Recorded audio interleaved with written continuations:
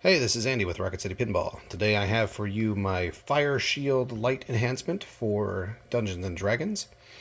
This is a variation of a mod I made for James Bond. James Bond had a large rectangular insert that was only lit with one tiny LED way off to one side, and it looked terrible. So I made a cool little mount with two fire post lights and really lit it up and made it animated, which was a lot of fun.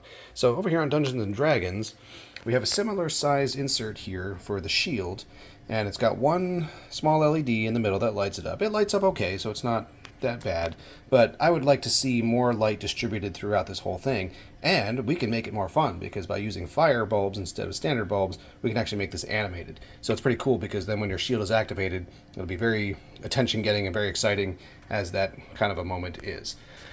So pretty easy to install. This is everything that you're going to have here. So you'll have the mount with the bulbs, a couple of wires to splice them all together, and a pair of alligator clips.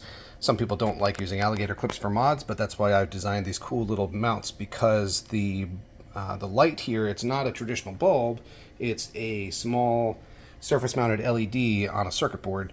So I made these cool little housings that you can slide that circuit board inside, and then this will allow you to clip on your alligator clips, and they're separated from each other by these little walls on top so that you can't possibly short them, and it's a nice, good, safe, clean installation.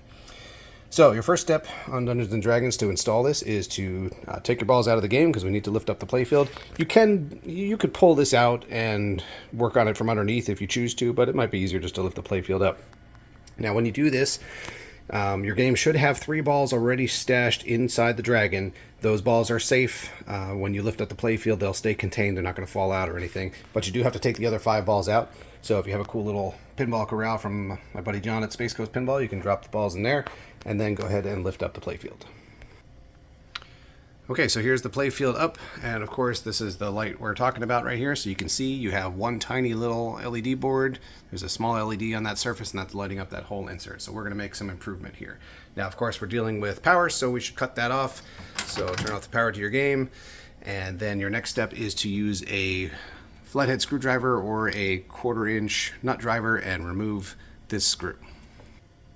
Okay, your next step is to get the 2 little board housings that I sent you. Now I send 2 here because these are mirror images of each other.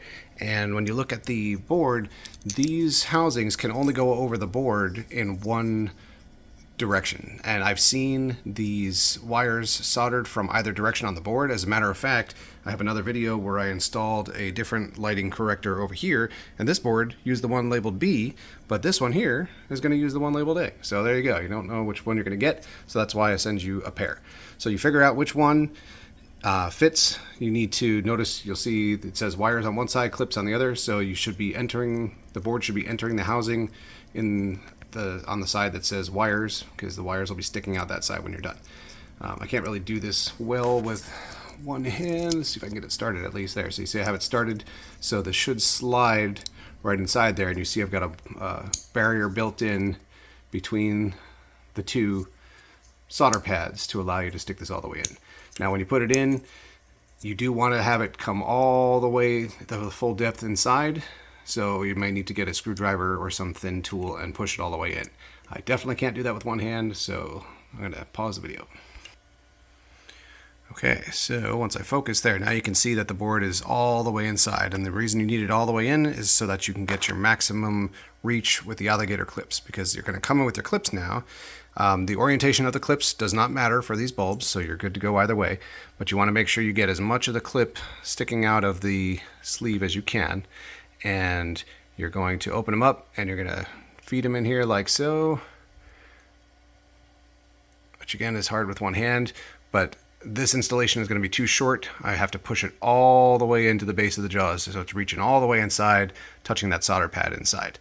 I have these walls, this big wall in between, and these walls up on top, so that you can't possibly short the clips. So it's a good, safe installation. So let me show you what that looks like after I use 2 hands. Okay, so now you can see I've got a good long reach on both those clips, so it should be touching the solder pad inside.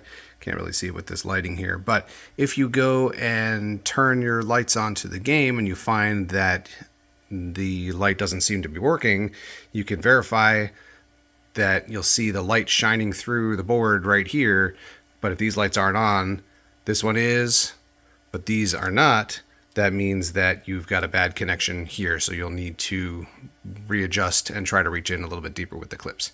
All right, so your next step is going to be to take your light fixture. You see I've got a little tab on here with a hole on it. You're gonna just mount it right there with the lights over the hole. So let's do that. All right, so once that's on, you can see you've got nice spacing on those lights, filling up that insert really well. So your last step underneath the playfield here is to just tie this off somewhere. I've included a zip tie, so just make sure that it's not interfering with any of these mechanisms here, so you can just kind of zip tie it off to this wire bundle down here and you should be good. Okay, so here we are in game mode, so you can see it's, you know, animating, dancing, little fire shield going on here. So I like that. I mean, it's kind of fun, and it's a good reminder to me that the shield is available, because with a solid light there, I don't know, I just tend to forget that that's a thing, but the animation kind of helps remind you. So let's see what it looks like when I use it. All right, so now the light turned off because I've consumed my shield, and that should remain off. The shield pops down. I lost my ball. Oh, ball save. Gotta lose it. And then I think that should reactivate on the next ball. There you go. So now my oh, sorry, that was bonus. There we go. Now my shield is activated again. So pretty fun little mod. If you are interested in that, check out rocketcitypinball.com. That's where you can purchase it. I've also got a shop on Pinside, and I also have a light that helps clean up this double scoring light, which lights too dim with the factory lighting. There's the Cairo Labs Tiny's Tavern, beautiful mod, very well done. I've also got my 3D start buttons and 3D coin reject buttons and other mods most definitely on the way for Dungeons & Dragons.